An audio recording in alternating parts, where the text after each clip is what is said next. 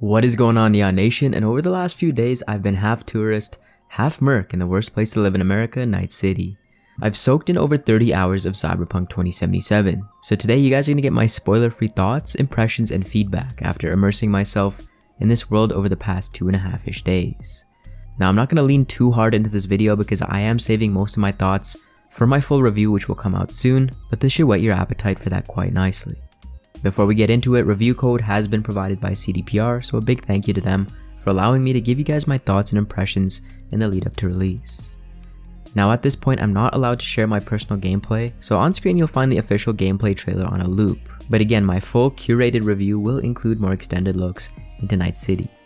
For those of you wondering what I think of the game so far and if it's living up to my expectations, in many ways it's not only meeting them, it's exceeding them.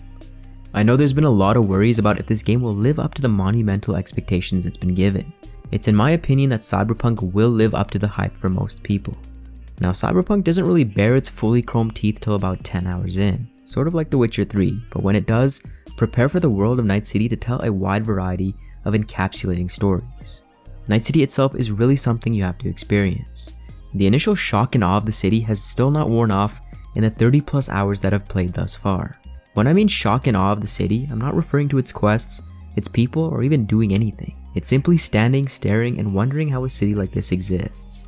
The layers, the granular detail, the world building, the people, the population density, it's all here on full display around every corner, in every nook and cranny, and Night City itself is nothing short of a work of art. It's definitely in the top 2 things for me so far in Cyberpunk 2077. Now within Night City is a dizzying array of content and quests.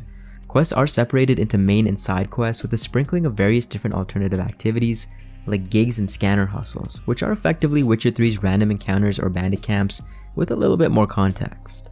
At the beginning you'll be doing some pretty trivial tasks, mostly involving scavengers and mostly around Watson, but just like in The Witcher 3, after the training wheels fall off, Cyberpunk 2077 really hits its stride and begins offering you some more compelling content. Think of Watson as Night City's White Orchard, but with much more to do. Now I will say that the quest UI, the logs, and the interface needs work. Absolutely everything is red, and with that everything blends in. Some color coding on the map itself as well as in the logs would go a really long way to help readability. Don't get me wrong, it's clean, but it can be more functional in my opinion. As amazing as Night City is from a visual and city design standpoint, it would be nothing without its cast of diverse characters. Very early into Cyberpunk 2077, I found what is thus far its strongest aspect, neck and neck with the city itself, the first-person interactive dialogue segments. With this, you can freely look around as you're engaged in conversations with NPCs and main story characters, and you never lose this perspective going from cutscene to cutscene fluidly. Combine this with the exceptional nuanced body language of characters, and for the most part their eyes, and I experience a connection to these characters I've yet to experience in a video game. Throw in well-written dialogue and some truly jarring and disturbing quests, and you'll start to realize how strong a decision this was for CDPR. Now in normal conversation, you break eye contact, you look around if you get distracted, and your head is not fixed, and CDPR has captured that with this scene system. You'll also find contextual clues and things you might have missed otherwise this way. There was a segment where I was giving glowing remarks to an NPC's girlfriend, and as I turned to my left to see his reaction, he had this underlying look of approval and gratitude waiting under the surface of his boisterous machismo exterior. Another time an NPC looked into the back to catch the latest TV story off screen. I moved my head to follow him to a particularly interesting news segment.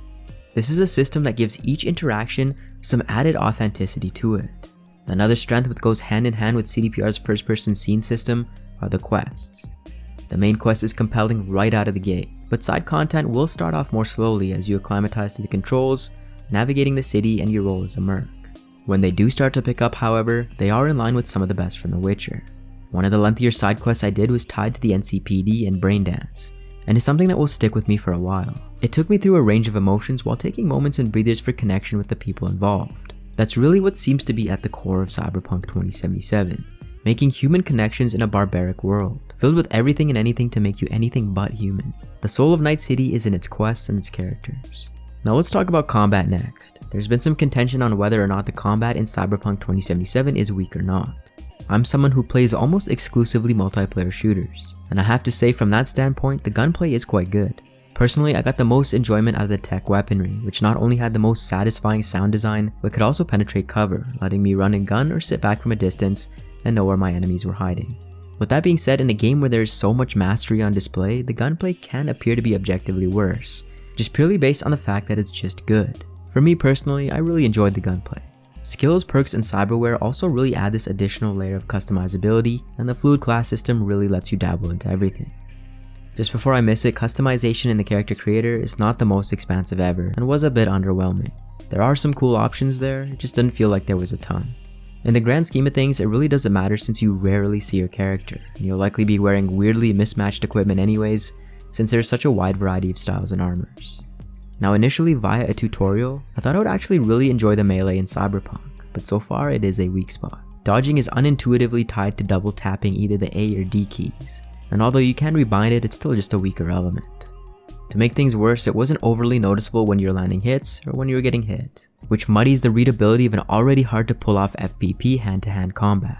Swordplay is a bit better, but again my go-to ended up being firearms, and oddly enough stealth, which I found very exciting in Cyberpunk, just based on how robust the infiltration system is. It's similar to Deus Ex, but with more things to manipulate in your environment and the freedom of an open world. Now, I'm also happy to announce driving is implemented well. I'd liken it to a slightly more weighty GTA with less outlandish physics and a more muted damage system. Different makes and models will drive differently, and you will find your favorites, which in my case were Thornton and Archer vehicles. Some of the earlier vehicles are a tad sensitive, but this is to separate the economy vehicles from some of the other types like the weightier luxury vehicles, the zippy sports cars, or the all-rounder hypercars. I stole a Herrera car at one point, which I absolutely loved.